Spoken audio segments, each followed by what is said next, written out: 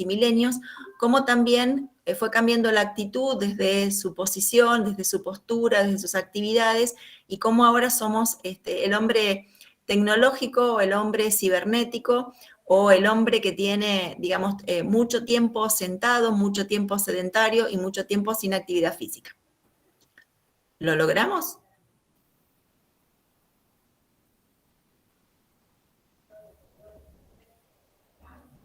Yo no lo estaría viendo, no sé si ustedes lo ven. No. No. Nos falta un... Pruebo de nuevo, ¿eh? Dale.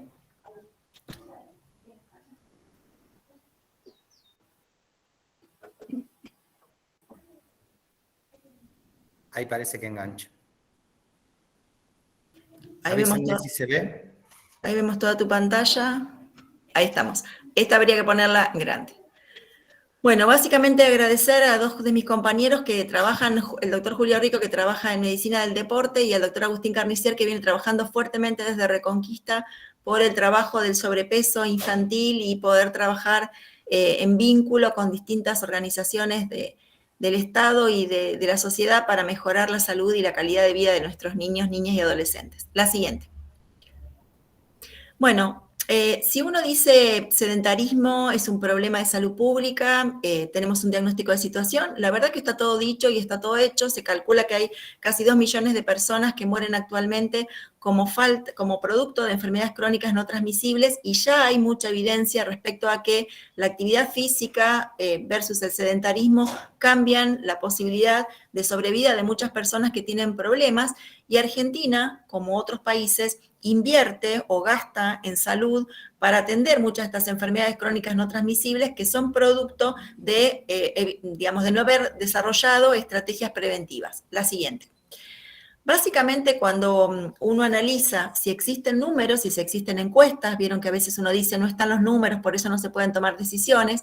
A mí me pareció interesante que existe en Argentina la encuesta de factores de riesgo que se realiza desde el Ministerio de Salud, que tiene distintos perfiles y distintos cambios, pero fíjense que ya comparando 2005, 2009 y 2013, vemos un incremento en la inactividad física o en el sedentarismo que pasó del 45%, que ya era complicado, al 55%, al 55% en el 2013, pero ya en la encuesta del 2018, el 65% de la población está en una condición de nivel de actividad física muy bajo, con lo cual ya tenemos un diagnóstico de situación de una necesidad de poder o de tener que trabajar en este tema. La siguiente.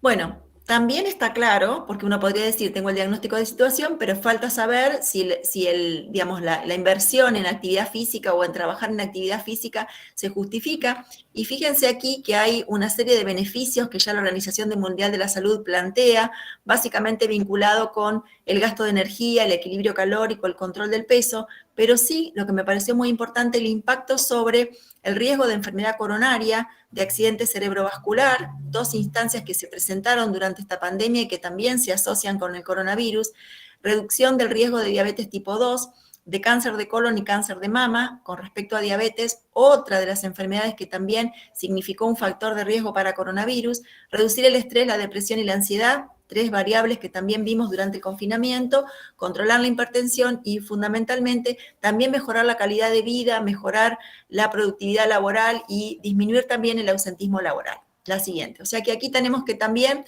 la actividad física tiene un rol fundamental. Me pareció, a partir de la evaluación del trabajo con mis compañeros, en volver a pensar qué pasa con el sedentarismo, y así la medicina que analiza la evolución del hombre encuentra que muchas de las consecuencias que tenemos respecto a enfermedades que en este momento se están presentando están vinculadas con los cambios que tuvo el hombre a lo largo de su evolución, y que la obesidad no estuvo desde el principio, sino que sobre todo se la identifica con la llevada de la revolución industrial. La siguiente. Así había un modelo básicamente vinculado con la evolución, y se conoce que esta información genética se plasma en nuestros genes, y es muy importante este diseño de la información genética que se mantiene y que se modela con las distintas intervenciones que podamos hacer, pero que fue un modelo de tipo adaptativo. En la siguiente, vemos que inicialmente, cuando la población tenía que cazar, tenía que conseguir su sustento alimentario, esto era intermitente y por lo tanto existía un genotipo ahorrador, que era la posibilidad de acumular calorías, acumular grasa, acumular alimento, para que en los momentos en los cuales no hubiera alimento pudiera subsistir. Y por otro lado, esta capacidad de subsistencia o esa eficiencia que tenían les permitía transmitirlo a su descendencia.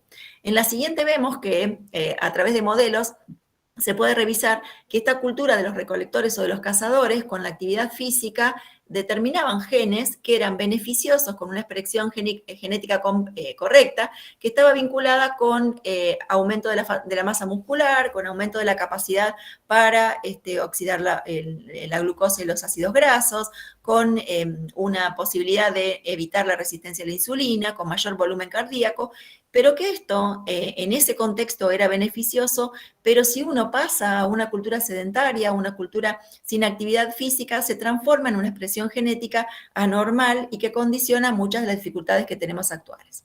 La siguiente. Bueno, ¿qué nos pasó a nosotros? Bueno, nos pasó que nuestras condiciones de vida cambiaron y que nosotros, luego de la revolución industrial, lo que comenzamos a tener es un cambio en la alimentación que está vinculada con una dieta muy rica en calorías, muy rica en hidratos de carbono, en grasas saturadas y trans, y también con alta concentración de azúcar. Esto, digamos, vinculado con la dieta, me pareció interesante porque en el marco, sobre todo de la situación que estamos de pobreza importante, cuando pensábamos muchas de las veces las intervenciones en salud, es muy difícil la modificación de la dieta y básicamente es muy difícil vinculada también con el poder adquisitivo de la gente y qué comprar. Y también esto se hace difícil dentro de la alimentación en las escuelas y la alimentación en distintos espacios. Pero lo que es más fácil es poder modificar el hábito sedentario. Entonces, la siguiente, muchos estudios vincularon la obesidad y vincularon el sobrepeso con el riesgo cardiovascular, pero como vamos a ver después, sobre todo ahora se habla de que aún en sobrepeso y aún con obesidad, si yo me muevo, mi riesgo cardiovascular es menor. Y así tenemos el sedentarismo hoy, que se lo considera como un comportamiento sedentario, cualquier actividad física que estemos en posición de quieta, despierta, con menos de 1 MET, que es la unidad metabólica de reposo, y inactividad física cuando estamos con determinada actividad mínima con respecto a menos de 3 MET. La siguiente. Bueno, y esta, dale un enter más, me pareció interesante porque es nuestro transcurrir de las 24 horas al día con comportamiento sedentario, con actividades físicas, con dormir y cómo a partir de qué fuerza o qué peso tengan cada una de nuestras actividades desarrollamos nuestras 24 horas. La siguiente. Bueno, estas son gráficas interesantes porque marcan los cambios que tuvimos. No solo tuvimos cambios de la dieta, sino que tuvimos cambios de hábitos. Y en general todos sufrimos el cambio en dejar de caminar para subirnos a un auto, tener acceso a información a través de pantallas. Y por lo tanto, para mantener en este momento el peso correcto, con este cambio también en la alimentación, necesitamos el movimiento. La siguiente. Bueno, y acá viene lo interesante, que para nosotros también nos interpeló desde salud, cómo inicialmente nos basamos mucho en el índice de masa corporal y en el sobrepeso como el condicionante de las enfermedades crónicas no transmisibles. Sin embargo, estos estudios, y el siguiente que van a ver, marcan que fundamentalmente ya existe suficiente evidencia que indica que aún con sobrepeso, aún con un índice de masa corporal elevado, si nosotros nos movemos, podemos generar una disminución de un factor de riesgo relacionado con las enfermedades crónicas transmisibles. La siguiente. Así que aquí tienen ustedes que el nivel de actividad física altera esta paradoja de la obesidad y que los hombres con sobrepeso y obesidad han aumentado su expectativa de vida si alcanzan una aptitud física importante. La siguiente. Bueno, y esta me pareció muy interesante porque siempre hablamos de la pirámide nutricional, valorando cómo modificar los alimentos, pero fíjense que está la incorporación de la actividad física como fundamental en la modificación también de esta pirámide nueva alimentaria. La siguiente.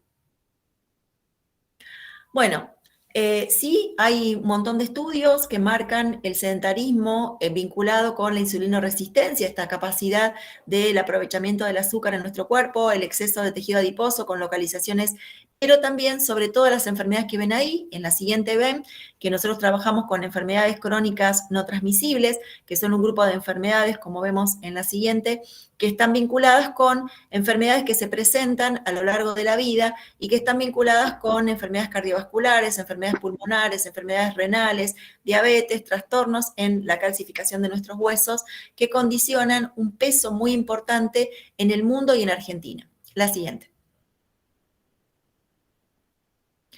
De hecho, lo que uno sabe es que siempre trabajamos sobre lo emergente, que son las pandemias, que son las situaciones de dengue o de emergencias sanitarias, pero se sabe muy claro que en la epidemiología estamos en un momento de transición en donde el peso de las enfermedades crónicas se lleva un valor importante. Y así ustedes ven que son la principal causa de mortalidad en todos los países, aún desarrollados y subdesarrollados, que provocan 36 millones de defunciones anuales y que representan el 60% de la carga de muerte mundial, con lo cual es un problema de salud pública. La siguiente.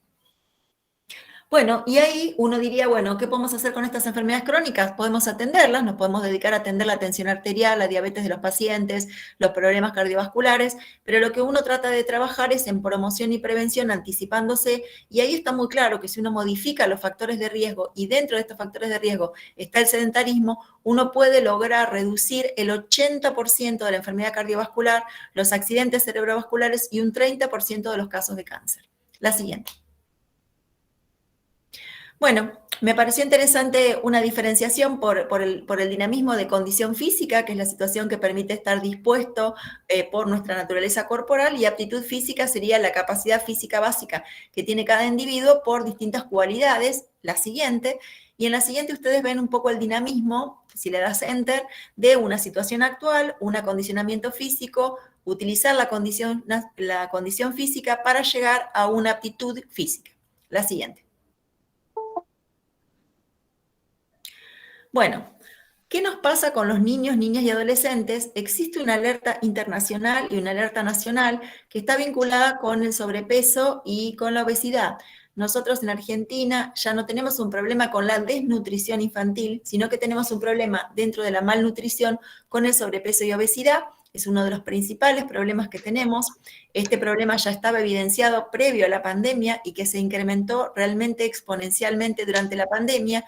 Y fundamentalmente lo que se tiene claro es que en el caso de sobrepeso y obesidad en los niños, niñas y adolescentes, como tienen un crecimiento acelerado, esto se evidencia muchísimo más y es la intervención que podemos hacer en estas edades pediátricas y en la etapa adolescentes condicionan cambios en la vida adulta. La siguiente.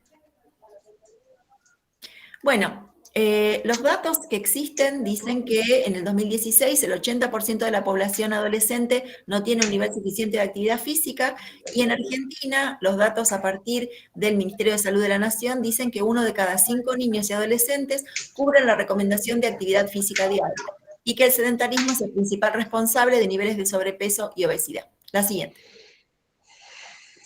Bueno, ¿cuáles son estas causas o cómo analizamos las causas desde el ámbito de salud? Existen sin duda factores predisponentes que están vinculados con datos demográficos. Las mujeres son menos activas que los varones, los niños y más grandes y adolescentes son menos activos que los chiquitos. Existen también factores conductuales o personales que refuerzan la actividad, como los positivos, la autoconfianza, la habilidad y el control, y los negativos como patologías crónicas, la falta de tiempo, la falta de relación o desvinculación con pares. La siguiente.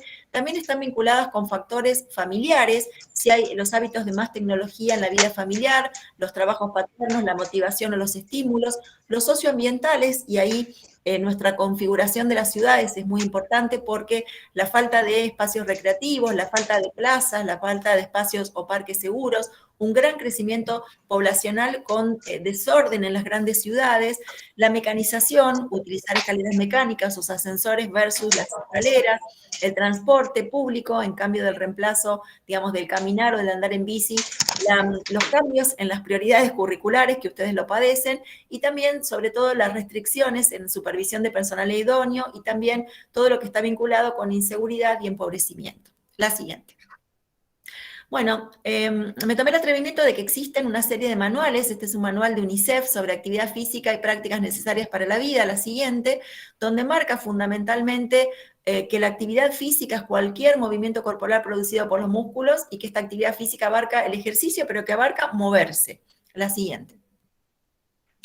Y sí, me pareció interesante porque está muy claro el grupo de beneficios que genera la actividad física en los niños, niñas y adolescentes. El primero, en la siguiente, vamos a ver lo neurológico. Está muy claro que la actividad física estimula las conexiones, estimula las relaciones neuromusculares, logra una mejor coordinación, una mejor sincronización y mejora la movilidad y la motricidad, y que también es fundamental porque mejora la posibilidad de los avances, y vemos en muchos casos algunas situaciones de diagnósticos en algunos niños pequeños con respecto a estos desajustes en su motricidad. La siguiente.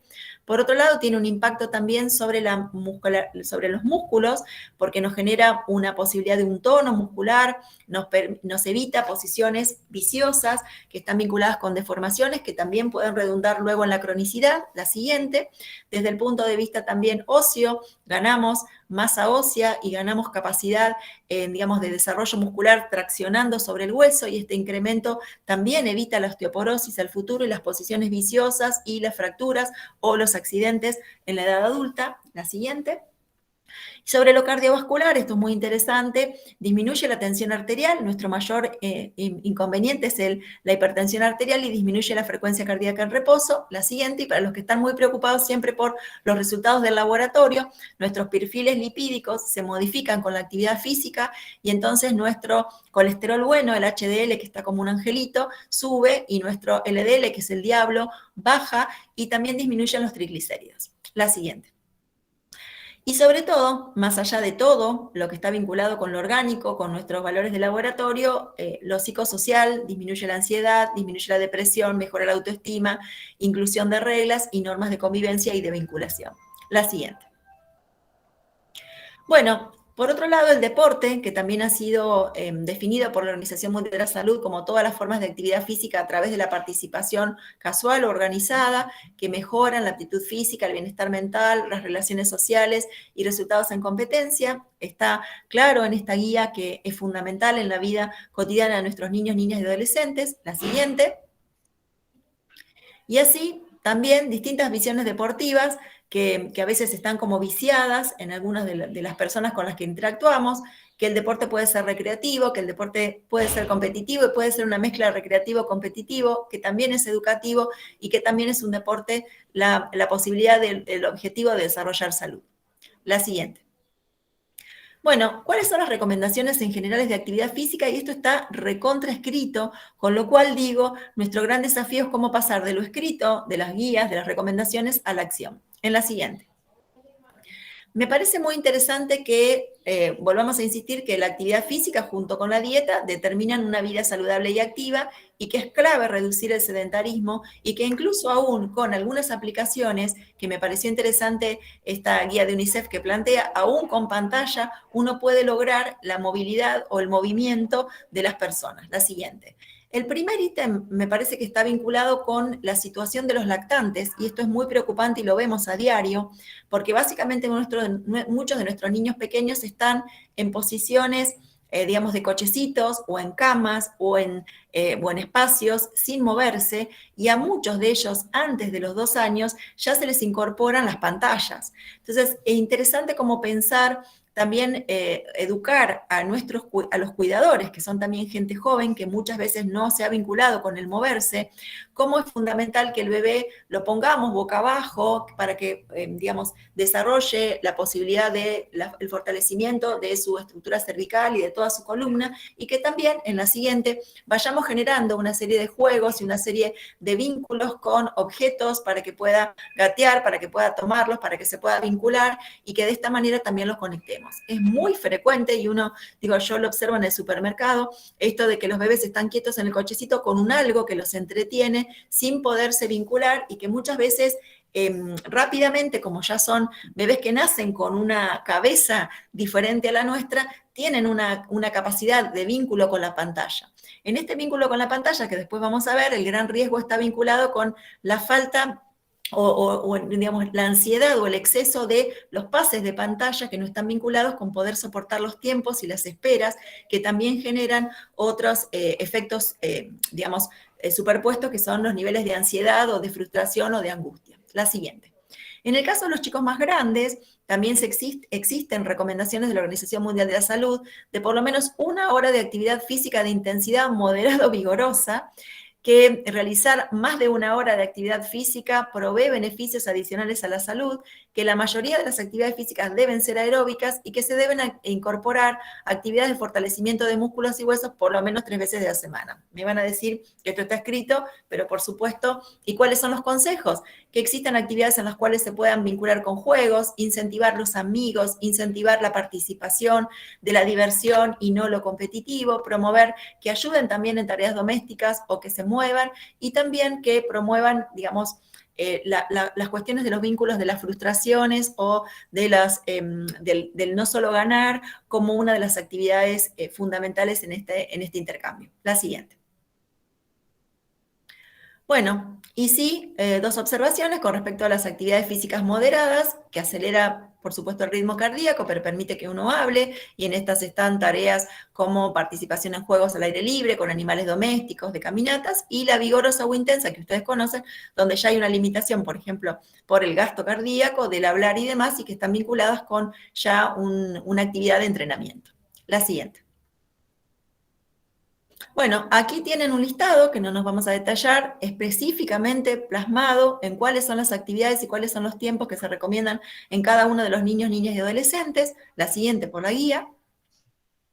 Y también con dibujos y con momentos como para poder incorporarlos digamos, en distintos espacios. La siguiente.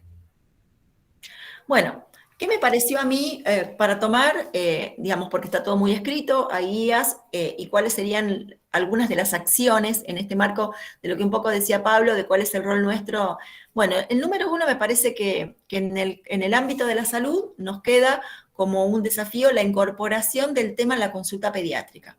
Digo, en la consulta pediátrica hay muchas cosas que hacemos, crecimiento, desarrollo, pero sobre todo no nos detenemos en evaluar los niveles de actividad física. Y ahí es interesante saber si hace actividad física libre o espontánea, cuál es la frecuencia, la intensidad del tiempo, qué opciones de juegos hay y qué actividades realiza la familia. La verdad que si me preguntan, esto es una deuda pendiente. La siguiente. Por otro lado, también hay que evaluar el comportamiento sedentario, cuánto tiempo pasa frente a la pantalla, qué cantidad de horas estudia o tiene lectura, y qué pasa con respecto al entorno, con respecto a su zona donde vive, los parques, los recreos, si existe, digamos, actividad de calle recreativa, de bicisendas. La siguiente. Bueno, y sobre todo, lo que yo hablaba antes de comenzar en esta charla, es la necesidad de trabajar sobre la prescripción de la actividad física. Es decir, así como nosotros prescribimos un medicamento para la hipertensión, no existe este hábito de poder pensar un proceso por el cual uno trabaje con un programa de ejercicio físico articulado, por supuesto, con expertos que estarían vinculados con los profes de educación física, para poder plantear qué variedad de actividad física desarrollar, con qué intensidad, con qué duración, con qué frecuencia, adaptados a las necesidades de cada una de las personas. Esto en general, yo siempre digo que uno va al médico, y a mí me ha pasado con el cardiólogo, uno va y te dice, ¿haces actividad física? No. Bueno, hace algo. Digo, la verdad que uno debería poder insistir en acompañar esta posibilidad. En el caso de los niños, niñas y adolescentes, existe posibilidad de adherencia o no a la actividad física, que va a estar vinculado si hay un beneficio real que sea percibido, si la actividad es divertida o que le guste, si se siente competente para realizarla, si puede realizarla, si se siente seguro, si tiene mínimas consecuencias negativas como evitarle lesiones o pérdida de tiempos, y si le permite realizar tareas paralelas como es relación con pares, juegos o actividades vinculadas con la escuela. La siguiente. Con respecto al tiempo de las pantallas, también me pareció interesante incorporarlo porque parte de las recomendaciones están escritas. Entre 0 y 2 años no se recomienda pasar tiempo delante de la pantalla. Si analizamos la vida cotidiana, hay un montón de niños pequeños que están vinculados con el celular y luego se van reduciendo los horarios, también conociendo que hay que trabajar sobre el control de lo que se mira, lo que se ve, y que también muchas de las actividades de pantallas pueden estar vinculadas con estimular el movimiento. La siguiente. Bueno, y en los ámbitos educativos, esto lo busqué porque me pareció interesante marcar que existe, a partir de la recomendación de la Organización Mundial de la Salud, establecer entornos educativos saludables que promuevan la nutrición adecuada y la actividad física. En el 2019, la siguiente, se generó un consenso de trabajo entre el Ministerio de Salud y el Ministerio de Educación a través de los entornos escolares saludables. Esto era una guía que debía trabajarse en los ámbitos educativos y salud para poder trabajar la necesidad de la educación física con 3 clases por semana y promoción de actividades extracurriculares, curriculares y extraescolares que alienten sobre todo el movimiento. La siguiente. Esta propuesta lo que desarrolla es una serie de puntos que ustedes seguramente la tienen, que está vinculada con lo curricular, con el abordaje de los contenidos en la temática, de los recursos que faciliten el movimiento dentro incluso de la clase y disminuyen el comportamiento sedentario. La siguiente. Que sugiere que se dicte la materia de educación física obligatoria en todos los niveles, que se recomiendan 3 estímulos semanales de 60 minutos, cada mínimo se espera que la escuela ofrezca 2 estímulos de 60 minutos semanales, que el tiempo real no tiene que estar incorporado el tiempo de cambio de ropa, que el docente tiene que ser un profe de educación física, que hay que desestimar todo este tema de buscar el certificado de apto físico para el desarrollo de las actividades, que esto es un tema que después podemos discutir, y también incluir por lo menos la evaluación, que en realidad es un certificado de aptitud global, cuando uno valora, digamos, la visión, la audición y también la posibilidad de actividad física de una vez al año como un certificado de su médico de cabecera. La siguiente. Bueno, y también encontré que existe una recomendación de la Organización Mundial de la Salud de personas más activas para un mundo más sano, la siguiente, y esta tiene 2 metas interesantes que están vinculadas con, para el 2025, reducir la inactividad física en un 10% y para el 2030, reducir la inactividad física en un 15%. Con 4 puntos interesantes que son crear una sociedad activa con normas y actitudes sociales, crear entornos activos con espacios y lugares, fomentar poblaciones activas con programas de oportunidades y crear sistemas activos con vínculos entre la sociedad civil y los gobiernos. La siguiente. Bueno, ¿y qué nos pasó en la pandemia? Más allá de que todo esto ya estaba y que ya se venía desarrollando y que venimos en una curva exponencial de crecimiento de inactividad, nos atravesó la pandemia y ahí básicamente los niños, niñas y adolescentes tuvieron una serie de limitaciones que estuvieron vinculadas con las cuarentenas, con las restricciones, y ahí hubo o existieron y están evidenciados una serie de síntomas vinculados con agresividad, rebeldía, obesidad, regulación emocional, enfado, llantos, miedos. Y hay un estudio interesante de España que muestra que casi el 70% de padres y niños informaron que durante el confinamiento los chicos presentaron reacciones emocionales negativas, problemas del sueño y problemas de conducta, nosotros también, y que los niños que invertían menos tiempo en ejercicio físico y hacían mayor uso de pantallas tuvieron mayores reacciones negativas, por lo tanto como que el efecto de la actividad física y del movimiento fue un efecto protector. La siguiente. Hay una serie de propuestas que también se postulan en los organismos internacionales que aún para paliar estas consecuencias se podría trabajar con una serie de normas desde los gobiernos locales como la restricción del tránsito para actividad física, los parques abrirse, formar voluntarios para que mantengan las distancias, es decir, que aún con la pandemia existen una serie de posibilidades, si uno tuviera que hacer restricciones en el vínculo o el contacto interhumano, que pudieran garantizar que la actividad física se da. Con lo cual uno dice, ¿qué nos pasó? Que no fuimos capaces de poder planificar y de poder plantear alternativas creativas que pudieran permitir que nos siguiéramos moviendo. La siguiente. Bueno, en esta también están las consecuencias. Creo que la siguiente. Bueno, como para finalizar, me pareció interesante buscar algunos mitos que existen y que nosotros mismos defendemos muchas veces, que están vinculados con que promover la actividad física solo es necesario en países desarrollados porque son solo los únicos que comen comida chatarra. En general esto no es así. Por otro lado, que realizar actividad física es caro, porque necesito inscribirme a un club, necesito tener ropa deportiva y instalaciones adecuadas, cosa que es falso. La siguiente. Que realizar actividad física requiere mucho tiempo, esta es mi justificación sistemática, que no tengo tiempo para esto, tengo tiempo para trabajar y para hacer todo, pero no para moverme, que los niños y niñas tienen ya mucha energía, entonces no hace falta moverlos, que no es necesario promover la actividad física, la siguiente, y la última, que está vinculada con que los adultos mayores no necesitan moverse, porque ya por el gasto calórico que tienen, mejor, y por las consecuencias cardiovasculares, mejor no moverlos. Y para terminar, en la última, de mucha gente moviéndose, me pareció interesante esta frase que me la tomo para mí en mi vida cotidiana: no mires el reloj, sino haz lo que hace él, sigue moviéndote. Y me parece que se trata de cómo plasmar todas las guías, recomendaciones que están en este mundo y aún con la pandemia, para lograr que ya con el diagnóstico de situación y ya con las guías existentes pasemos a la acción. Muchas gracias. Bueno, muchísimas gracias, Andrea. Muy claro, mucha información, datos muy contundentes.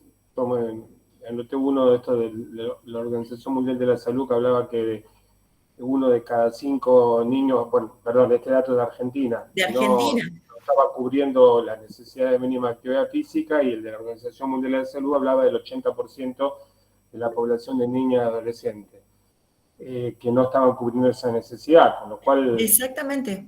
Digo, acá lo que me parece, Pablo, como muy importante y para poder trabajar, digo, desde el espacio de ustedes y en conjunto con todos es, digo, cómo se pueden instalar algunas demandas de la sociedad y cómo muchas de las situaciones no son percibidas por nosotros mismos. Es decir, el tema del sedentarismo no está percibido, y por otro lado, el tema de la obesidad, también les quería contar esto, tampoco está autopercibido como el sobrepeso y la obesidad. Y esto es muy interesante porque, por ejemplo, en el caso de la vacunación para COVID que tomó la pandemia, ustedes saben que el primer grupo que se vacunó de adolescentes con comorbilidad eran los de 12 a 17 años, niños, niñas y adolescentes que tuvieran comorbilidades. Y ahí teníamos el tema del sobrepeso y la obesidad. Sin embargo, por la percepción cotidiana de los pediatras y por también los datos nacionales, tenemos un grupo muy importante de niños, niñas y adolescentes con sobrepeso y obesidad que no se autopercibieron ellos ni sus familias como con sobrepeso y obesidad, y por lo tanto no concurrieron a vacunarse, teniendo la alternativa de la vacuna en este grupo. Tal es así que del estimado de niños, niñas y adolescentes con factores de riesgo, que son aproximadamente 900.000 en Argentina, solamente se cubrieron con esquema de primera dosis y luego la segunda 500.000. O sea que hay 400.000 niños y niñas y adolescentes que no se fueron a vacunar. Y la gran pregunta es, ¿no se fueron a vacunar porque corresponden al grupo de sobrepeso y obesidad? Y es habitual que uno diga el gordito o la gordita y que en realidad esto no es un problema de salud. Entonces digo, esto es muy interesante porque también cuando hacíamos mucho trabajo en terreno, cuando uno trabajaba con el tema de vacunación o estrategias, por ejemplo, de prevención en salud, la gente que tiene sobrepeso no se percibe como con sobrepeso que sea un problema de salud, sino que culturalmente el que está gordito, no se considera que necesite alguna atención particular o especial. Así que me parece que la sociedad no lo demanda porque hay una naturalización del sobrepeso y hay una falta de información quizá o de instalación del tema del sedentarismo, ¿no? Porque digo, así como uno instala la necesidad de problemas en salud vía, no sé, reglamentaciones, normativas, ordenanzas, leyes, la verdad que el tema de la actividad física y la necesidad de la actividad física no está fuertemente instalado. Y en este momento me parece que la movilización social es lo que genera los cambios. Me parece que la posibilidad de que nosotros instalemos el tema, busquemos consensos, acuerdos y mucha masa crítica que demande la importancia de tener espacios, lugares, normativas, resoluciones, profesor de educación física, interacciones salud-educación, digamos, me parece que es el modo de generar un cambio. Todos los cambios que hemos tenido en el último tiempo han estado vinculados con la demanda social. Digo, la vacunación de adolescentes en la pandemia de riesgo fue por los padres.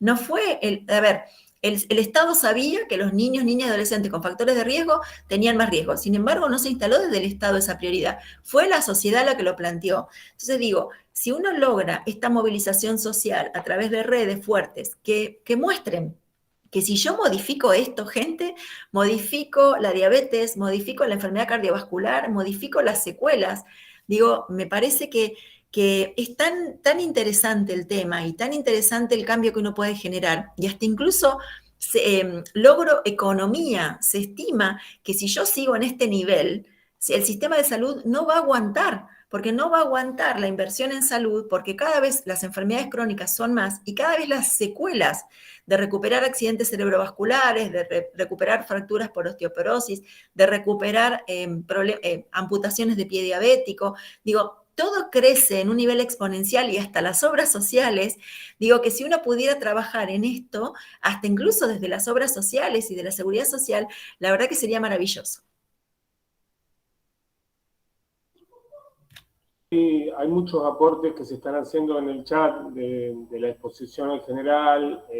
Todos estos aportes se van a tomar y se van a tener en cuenta para el documento final. No solamente están, o sea, la gente está muy contenta con la exposición, con la claridad, con el nivel y con los datos y con la información. Nos deja realmente a todos tal vez más preocupados de lo que estábamos previamente, sí, porque los datos son sumamente contundentes, ¿sí? Incluso, Pablo, digo, para mencionarles a ustedes, yo comentaba antes de empezar, nosotros en la gripe H1N1 conocimos que la gente con enfermedades crónicas no transmisibles se muere más. En esa pandemia nos dimos cuenta que si no modificábamos, o sea, que el sobrepeso, que la obesidad, y ahora que todo lo que está vinculado con moverse aún en sobrepeso, cambiaba la vida. En esta pandemia fue catastrófico. El nivel de complicaciones y el nivel de fallecidos siempre estuvo vinculado con personas que tenían problemas de salud vinculados con sobrepeso, diabetes y obesidad. Entonces digo, ya vamos a la segunda pandemia, en donde nos muestra que nuestras condiciones y nuestra calidad de vida no están siendo adecuadas para resistir la vida diaria, pero cuando viene una pandemia, esta población tiene un costo de complicación y de muerte muy importante, y a su vez genera, depende de cómo lo miremos, esto que se entienda bien, también genera un costo en salud elevado de sostener la atención de estos grupos, ¿no? Entonces esto me parece que es importante la movilización, me parece que es importante insistir, me parece que es importante generar documentos, trabajo, sumar actores claves y empezar entrando desde comunas, municipios, la provincia, para poder generar acciones que estén vinculadas con un cambio.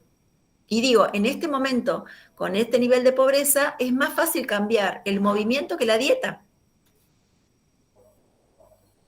Tal cual. Y por otra parte también, relacionando estos datos y esta información con el diagnóstico, ¿qué lugar ocupa el movimiento, la educación física en esa carga horaria curricular? ¿Sí? Puntualmente es un poco contradictorio con los planteos y con los números y con la información. ¿Sí? Sí, Pablo, básicamente yo les comento que nosotros trabajamos con la gente del CONICET con respecto a una propuesta para el Ministerio de Salud y de la Educación en el marco de la pandemia. Y teníamos ahí dos opciones importantes. Una era el de ventilar las aulas y otra era el del movimiento. Y tratamos de explicarle a la ministra que era mucho más adecuado que los tiempos de permanencia en el aula fueran más cortos, saliendo más al recreo para moverse más y para ventilar el ambiente que permaneciendo tanto tiempo adentro. Bueno, la verdad que esto es, desde la evidencia científica y en el marco de una pandemia, era lo que había que hacer. Y por otro lado, digo, todos somos críticos con respecto a revisar las currículas educativas con respecto al tiempo de permanencia sentado en una población que ya no aguanta estar tanto tiempo sentado y que no son disatencionales y que los terminamos mandando a la psicopedagoga, al neurólogo, porque son disatencionales cuando en realidad necesitan moverse más. Entonces digo, la verdad que hay muchísima tarea para hacer y es de una necedad no ver que los datos están, que el diagnóstico de situación están, que las propuestas están y que lo que uno tiene que hacer es tomar las guías, tomar las propuestas, tomar las recomendaciones para generar un cambio. Son datos contundentes, hay que transformarlo en acciones y en política pública, en todo caso, como tarea. Y también, más allá de la política pública, del consenso y el trabajo que podamos hacer, del lugar que tenga el profesor de educación física, que también cada uno tendrá su aporte para hacer en cada una de las instituciones que va transitando. Queremos recordar que está abiertas las preguntas por el chat. Y bueno, si ahí Mariano pidió la palabra, si querés escribir la pregunta por el chat, Mariano, pero también, si no, bueno, por supuesto que lo podemos hablar. Patricia Cosolito está haciendo aportes también sobre el... Sí, Patri me preguntaba qué pasó con educación. La verdad que lo que nos pasó con educación es que la ministra contestó al equipo del CONICET que fuéramos a estudiar. La verdad que lamentable, porque en realidad le planteamos el tema de la ventilación y la ventilación cruzada, le cambiamos, digamos, le planteamos cuando se había armado el protocolo de educación, le planteamos que el protocolo estaba desactualizado, que se había trabajado con un protocolo de educación que no estaba en este momento apto de acuerdo a la nueva evidencia. Digo que esto que hablábamos al principio, la alfombra sanitizante, el lavarse los zapatos, el tomarse la temperatura, ya no funciona, sino que lo que realmente es importante es la ventilación, el distanciamiento, digamos, y el tema del cubreboca, nariz y mentón. Así que, bueno, Patricia, te tengo que decir que por lo menos lo intentamos y mandamos una nota a la que yo suscribí para poder mejorar esta situación, y me parece que en este contexto, como avance, les cuento que yo planteé a la ministra de Salud, que la semana que viene seguramente nos van a reunir, que en este momento lo que se nos viene es un desafío con la población pediátrica y de adolescentes, porque básicamente la variante Delta, que es la que estamos esperando que ingrese, que seguramente va a venir porque Argentina no escapa al mundo, y si nos creemos que vamos a escapar al mundo, volvemos a equivocarnos. En este momento, por donde está circulando el virus, por lo diario que uno está viendo, está ocurriendo en escuelas y con adolescentes, porque básicamente es la población que no está vacunada, y ya sea variante Delta o las otras variantes, el virus busca a quién contagiar. Así que se hace necesario revisar el protocolo educativo, se hace necesario revisar la burbuja, la no burbuja, el aislamiento, el no aislamiento, los tiempos de permanencia en aislamiento. Sigue teniendo el protocolo de educación 14 días de aislamiento cuando el mundo dice que son 10. Digo, la verdad que esto es muy importante que lo revisemos, porque en esta segunda o tercera ola que vamos a tener, o segunda ola prolongada, como la queramos llamar, la población pediátrica y la población infantil es la que va a tener la mayor repercusión. No por gravedad, pero sí por peso de contagio, porque al ir mejorando la cobertura de protección de los adultos, la población que todavía no accedió a la vacuna va a ser la que va más a enfermar. Y ahí vamos a tener otra vez, digo, si vamos a definir los cierres definitivos otra vez y que los chicos no salgan y que no se muevan, estamos otra vez retrocediendo en el mundo, y hay que poder adaptar a una realidad de convivencia con el virus. Hay una pregunta, Andrea, de Roberto Barbieri, que dice: ¿cómo modificar hábitos en favor de la mejora de la calidad de vida, reduciendo enfermedades evitables, si el modelo de desarrollo económico-social es de consumo? No tengo la respuesta. Me parece interesante que hay algunas iniciativas que están vinculadas, vieron, con el tema etiquetado, con el tema propagandas. Yo siempre recuerdo cuando hicimos la avanzada de tabaco. La verdad que cuando hicimos la avanzada de tabaco, lo cuento, y la provincia de Santa Fe fue la primera ley antitabaco en el país, nosotros íbamos a ir contra las tabacaleras, y en ese momento me recuerdo que todo el mundo dijo: perderemos la apuesta, no se logrará la cesación tabáquica. Todos estábamos molestos con el tema de los espacios, que no había espacios libres de tabaco, y la verdad que se consiguió. Yo creo, Roberto, que lo que se necesita es decisión política, es decir, se necesita decisión política para agendar estos temas, pero lo que quiero marcar es, para llegar a la decisión política hay que movilizar a la gente, porque para que el tema en este momento sea tomado por los gestores, vos necesitas que la gente lo reclame. Y en este momento las redes sociales son impresionantes, porque digo, no necesitas, aún en pandemia, que la gente salga a la calle, sino que necesitas que el tema tome fuerza por las redes para que haya una demanda importante de la necesidad de un cambio y de digamos, distintas opciones en los distintos espacios, digo, en la ciudad, en la comuna, en la escuela, en salud, de todo esto. Este tema del rol del profesor de educación física, nosotros lo tomamos y hasta uno piensa la nueva configuración de un centro de salud.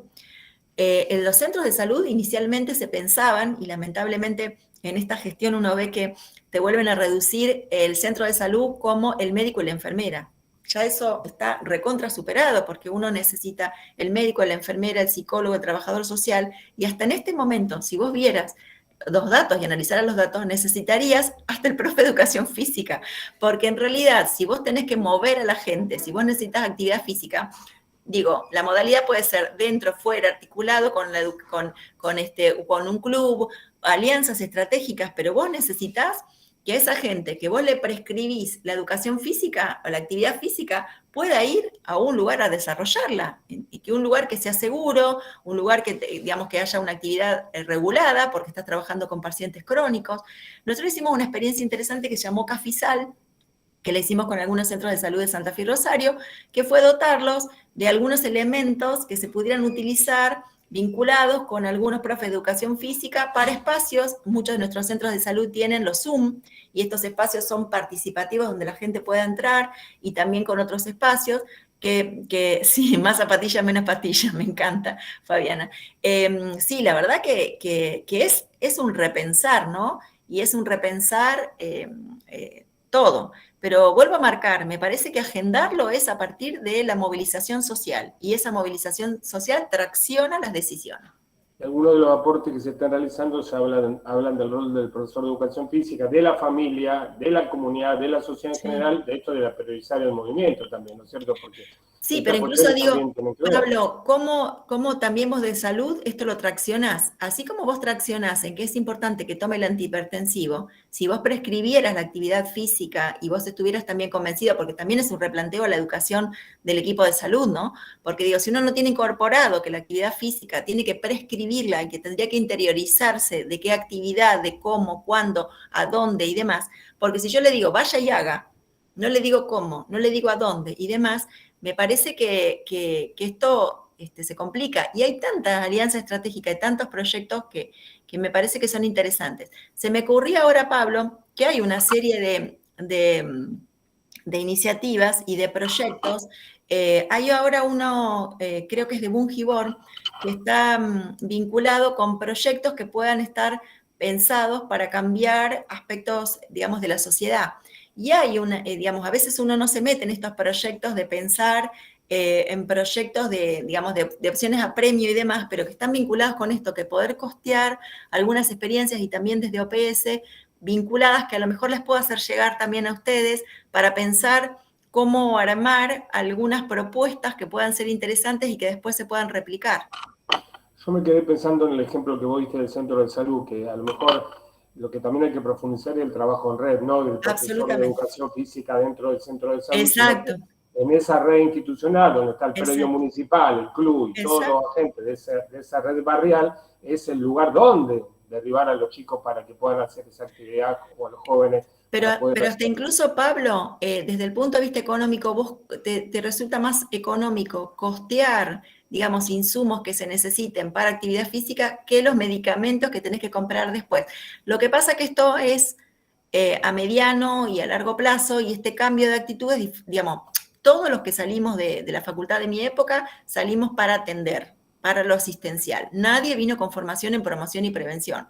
Todos salimos que lo importante son los grandes hospitales. Digo, y esta pandemia incluso, que es una crítica que yo hago, se organizó en fortalecer los hospitales de tercer nivel y los respiradores, cuando el 80% de la gente se podía atender cerca de su casa.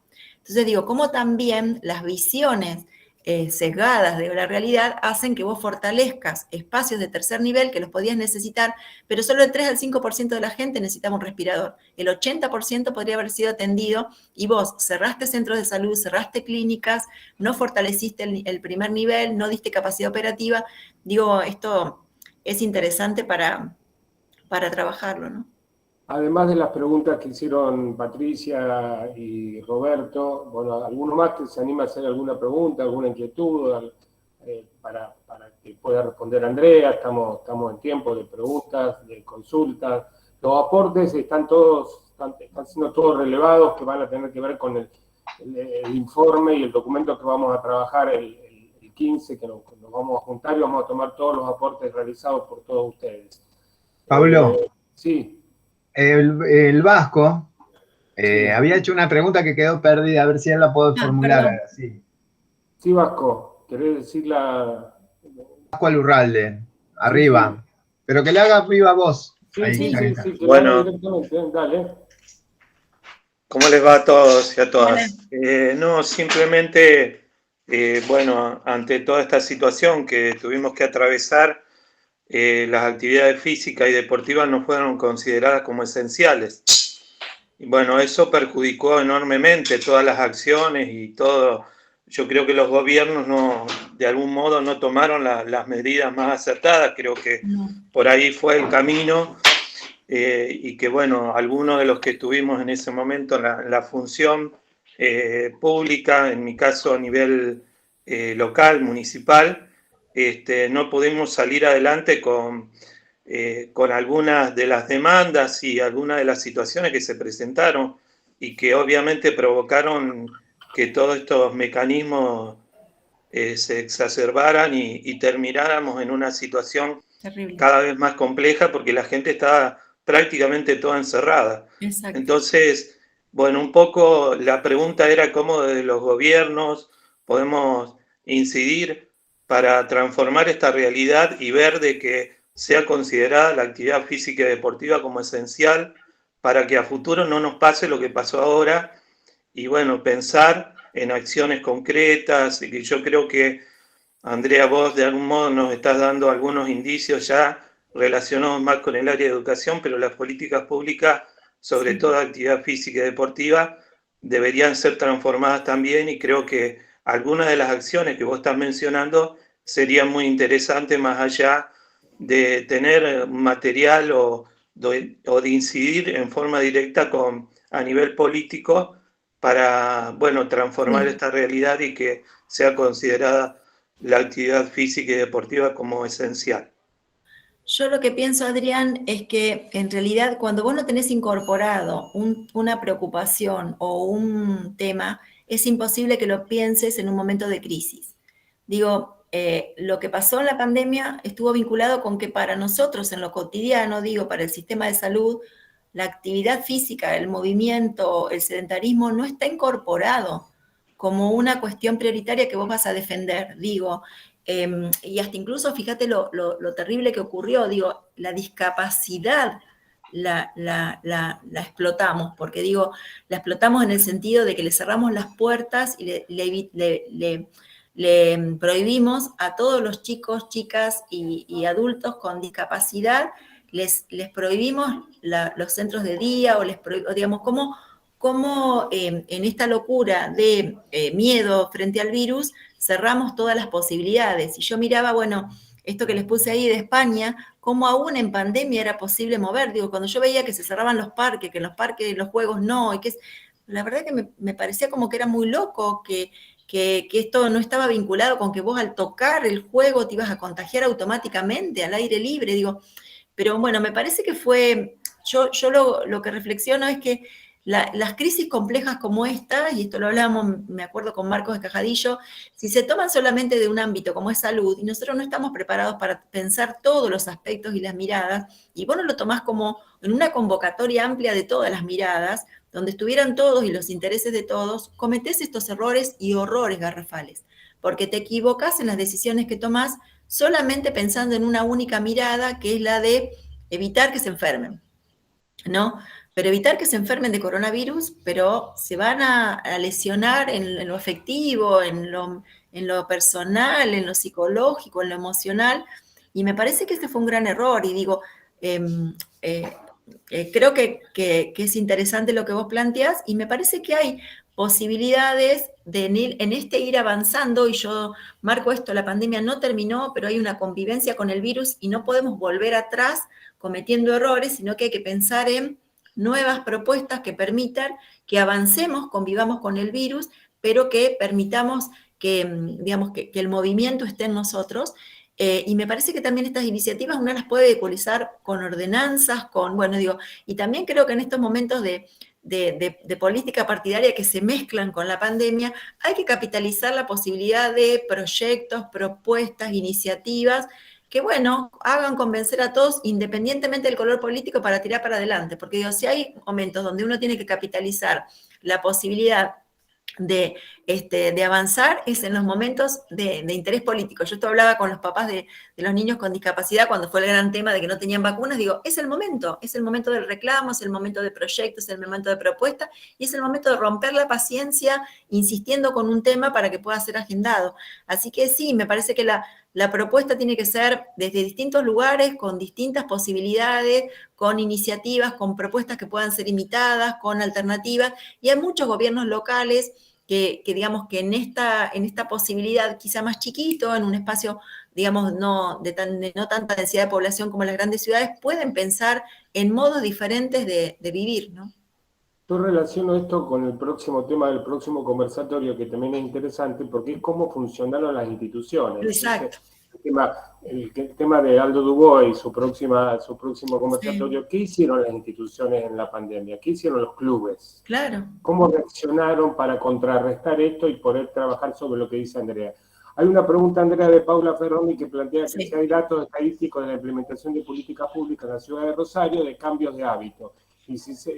Ciclovía, bicisenda, la bicicleta pública y la calle. Seguramente tiene que haberlos. Yo no los tengo porque en realidad estuve como muy enfocada más a nivel provincial, pero seguramente tienen que estar, y digo, digamos, el desarrollo de Rosario con respecto a las cuestiones de las calles recreativas y demás, saben que también se hace ahora en Santa Fe, fue muy imitado, y me parece que es muy interesante como propuesta, porque incluso en esos espacios recreativos también nosotros hacíamos la gran salida de salud y de otras instituciones a esos espacios para vincularnos con la comunidad, ¿no?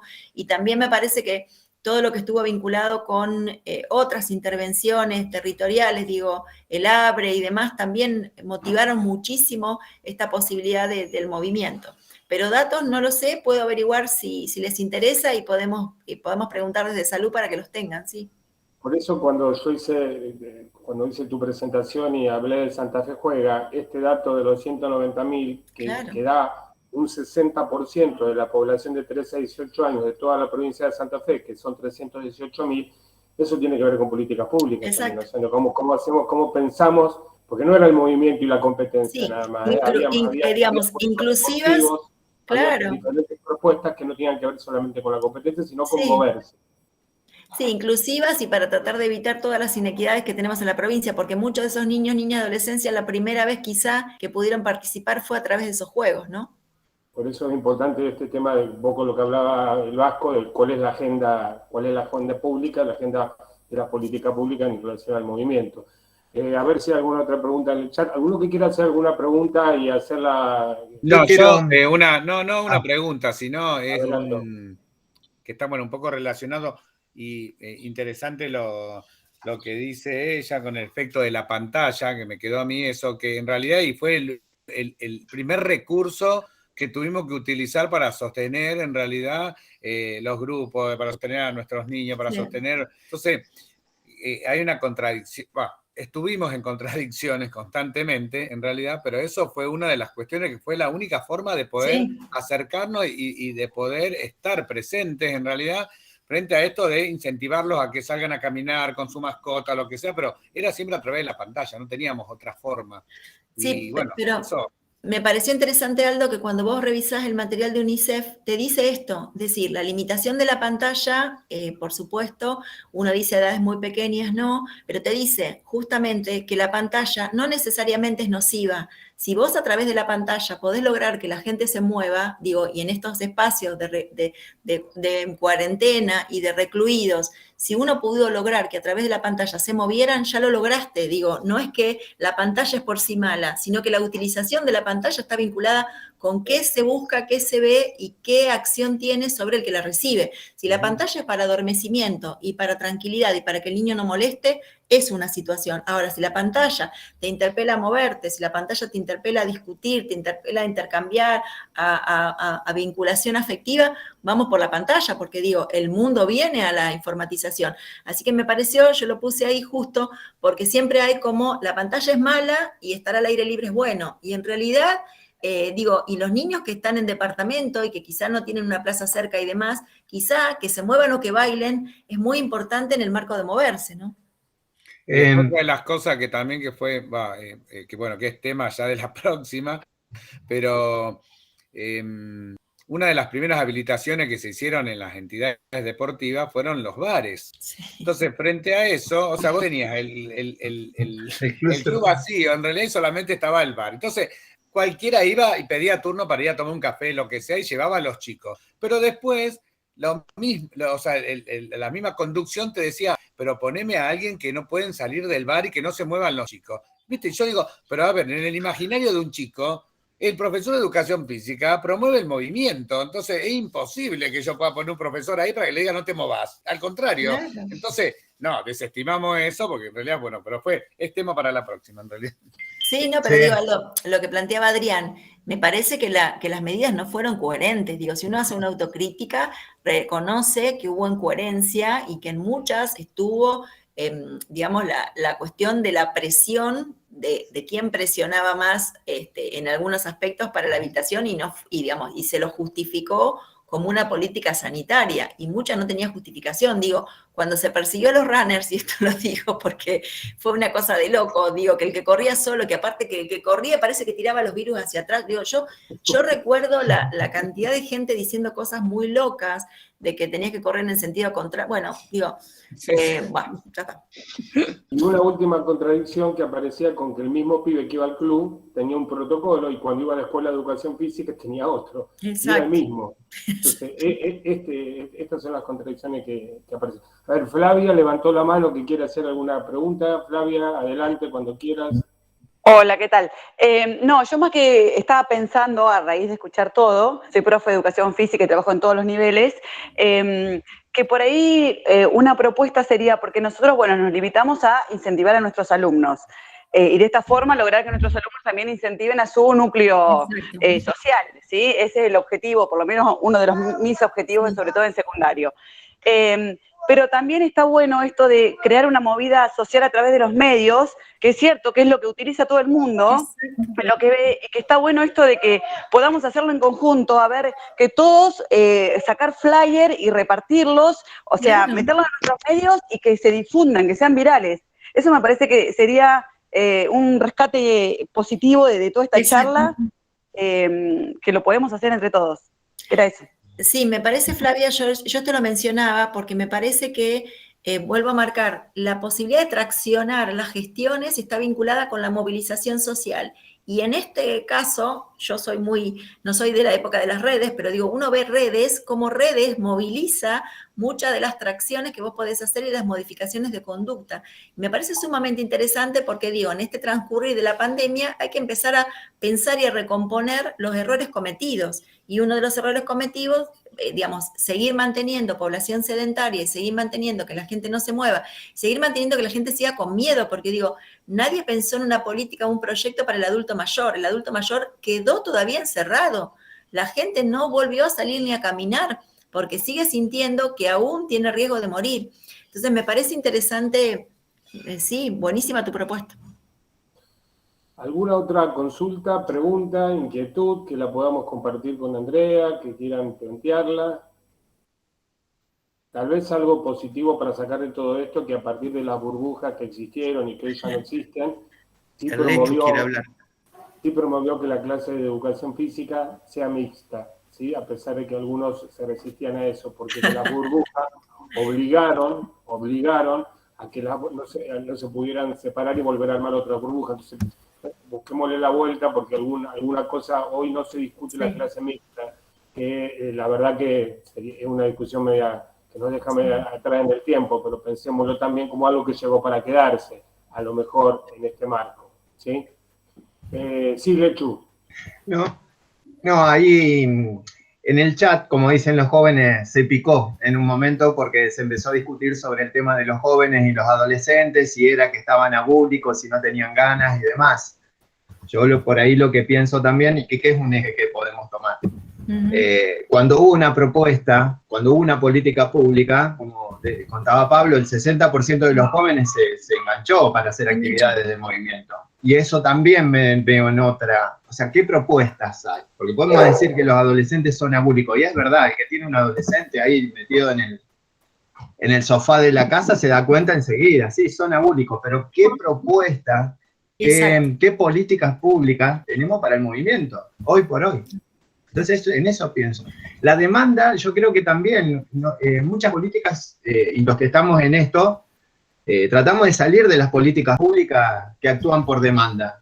Entonces, si nosotros nos quedamos esperando que venga una demanda de movimiento, me parece que nos vamos a volver viejos y nos vamos a jubilar y nos vamos a tener. Entonces, yo creo que las políticas públicas también tienen que ir a generar esa demanda de movimiento. Yo creo que son ejes como... Sí, yo digo, no hay un único camino, pero me parece que uno tiene que poder intentarlo por todos lados, como decía Flavia, las redes, como digo, si uno tiene espacios para ingresar en los concejales, para ingresar por la Comisión de Salud, digo, podemos pensar un montón de propuestas, pero digo, hay que iniciarlo. Seguramente nosotros no veremos el cambio social, pero uno tiene que ver, digo, me gustó lo que decía Pablo del espacio de ustedes, me parece, y yo soy una convencida que cambiar la realidad es intentar cambiar la realidad, intentar cambiar la calidad de vida es uno de los objetivos que uno tiene en el transcurrir por esta vida. Entonces, haber intentado algo y no quedarte con los brazos cruzados, haciendo eternamente diagnósticos de situación, me parece que es la clave. Me parece que cuando nosotros arrancamos la charla, uno de los objetivos del bucle como red es justamente esto que está pasando ahora, pensar colectivamente, ¿no? Porque estamos planteando una problemática y nos queda un largo camino por delante para poder seguir trabajando, no solamente en la síntesis de esta reunión, en los próximos conversatorios que nos quedan pendientes en octubre y noviembre, sino en este tema fundamental, o sea, cómo priorizamos la actividad física como una actividad esencial.